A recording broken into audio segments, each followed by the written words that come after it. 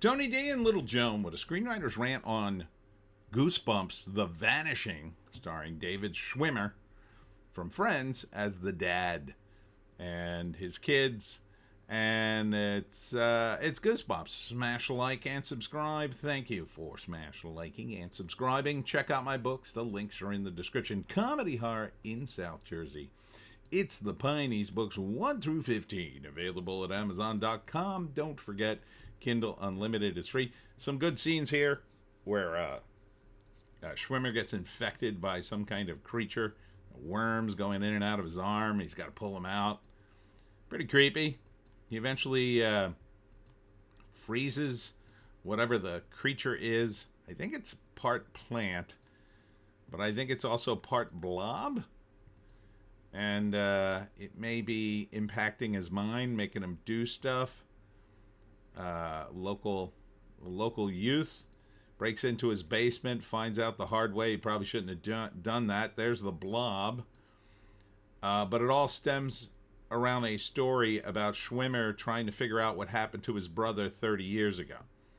And he's still looking around, and it's 30 years later, and he finally gets his brother's clothes from the night he vanished, and he's analyzing them.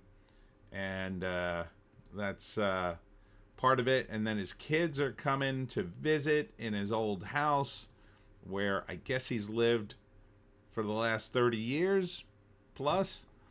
And so they're going to be involved too, because it's Goosebumps and you want to have some kids involved.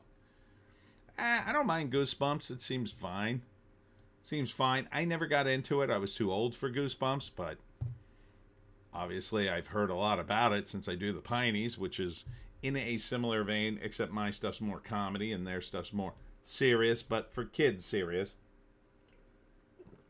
Which is, it's going to be the Twilight Zone, but it's going to be a little softer. People get hurt, but it's not going to be graphic. In other words, it's going to be creepy, but not graphic. Which is fine. Looks fine. This is probably a good franchise for Disney to exploit.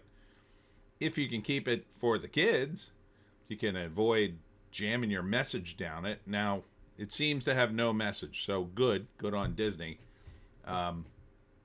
Follow the books would be my advice, Disney.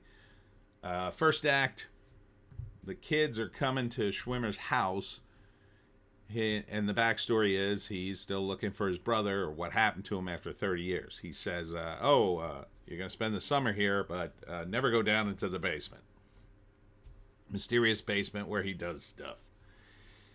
Second act, kids are doing what kids do. He's analyzing his brother's clothes because he finally gets them, and he finds this weird plant creature which infects him, and then some of it he freezes, and then the rest of it's maybe still in his arm and in his brain, maybe making him do stuff. Then the kids get involved because he's acting strange. I'm not sure if they get infected. I don't think so. But eventually it comes down to killing the monster that's underneath the house or in the sewers that killed his brother. And it killed some other kids in the neighborhood we don't like. And then Schwimmer's kids save him, I would say. Or maybe not. Maybe he dies saving them, but avenges his brother. I think that would be too dark. Probably all the people who have a lot of lines survive, would be my guess. All right, let's read the write-up. Goosebumps, The Vanishing, the new chapter of the thrilling anthology series, premieres January 10th on Disney Plus and Hulu. The season begins when twins Devin and Cece Brewer are sent to spend a summer in Gravesend, Brooklyn, with their divorced dad. A threat is stirring, and they quickly realize the dark secrets are among them, triggering a chain of events that unravel a profound mystery. As they delve into the unknown, Devin, Cece, and their friends Alex, CJ, and Frankie find themselves entangled in the chilling tale of 4 teenagers who mysteriously vanished in 1994. So, which was 30 years ago. I can hardly believe it. Anyhow, it looks fine. I mean, would I watch it? I would not pay for Hulu or Disney. But if one of my friends who did said, "Hey, you want to watch this?" Maybe, just to check it out, to see if it's got. I don't know if it has the edge. Like certain things have an edge to it, like a good edge, meaning that it's scary enough that it feels like a horror movie, or that it just goes up until the line but pulls back, kind of thing. I suspect it won't get that edgy, but it seems like a quality production at least. I mean, Schwimmer, it seems to be doing a good job here, and the kids seem fine. So I like the effect.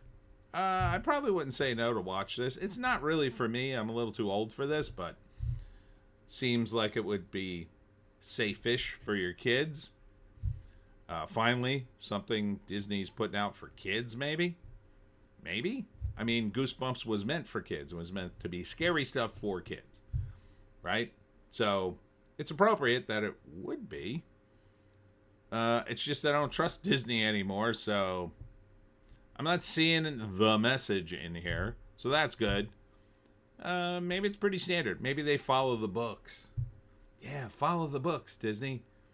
When you option a book, you should follow it. Because why did you option the book if you're just going to say, "Oh, we're going to change everything"?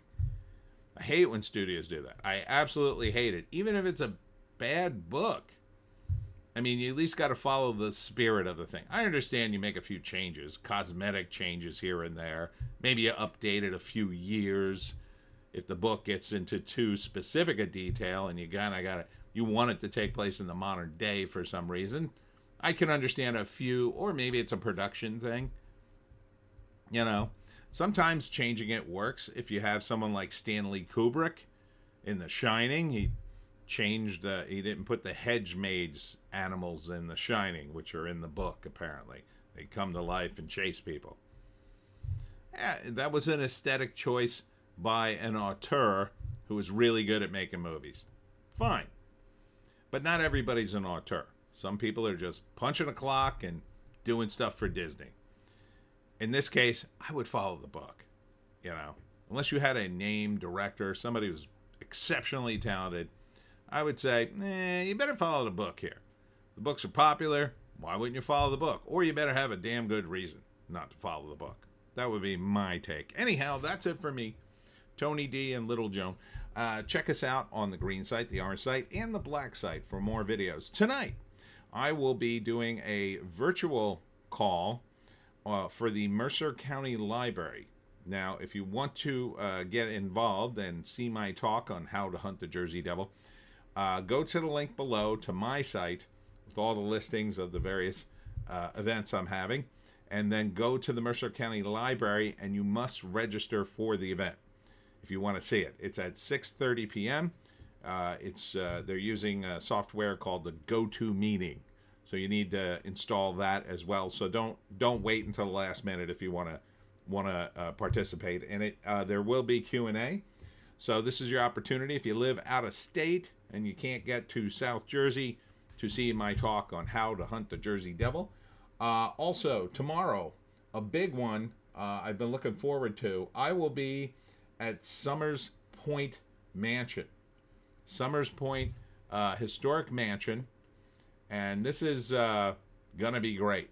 This is the Summers Point Historical Society at their mansion. They do this every year. And at 7 p.m., I will be doing my talk on how to hunt the Jersey Devil. Why don't I have 5 up there? Oh, that's an S. Okay. 7 p.m. on how to hunt the Jersey Devil. So I hope to see you there. We'll see you in the next one.